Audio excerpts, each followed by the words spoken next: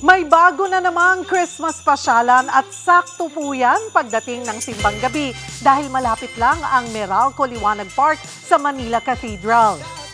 At live mula sa Intramuros, Manila, nasa frontline ng balitang yan, si Faith Del Mundo. Faith? Yes, Cheryl, no? Kakatapos nga lamang yung pagpapailaw dito sa Plaza Roma, dito sa Intramuros. At ramdam na ramdam nga ang Paskong Pinoy. Ito'y maliwanag na paalala sa nalalapit na Kapaskuhan ang pagpapailaw ng Meralco Liwanag Park. It's that time of the year na naman mga kapatid, sa dami ng pailaw dito sa Meralco Liwanag Park. Siguradong feel mo na ang Pasko sa entrance pa lang, sasalubungin ka na ng makulay na arko na puno ng makulay na Christmas lights.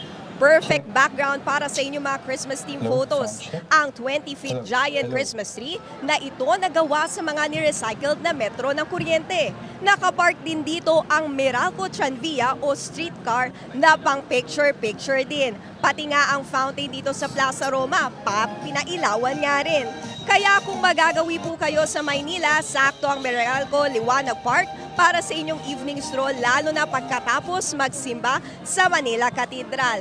Ito nga ang Meralco Liwanag Park ay handog nga ng Intramuros Administration ng Meralco at One Meralco Foundation. Matutunghayan nga ito mga kapatid, simula nga bukas na po ito sa publiko, simula nga 6 p.m. hanggang 11 p.m. gabi-gabi ang pailaw at hanggang January 4. Cheryl?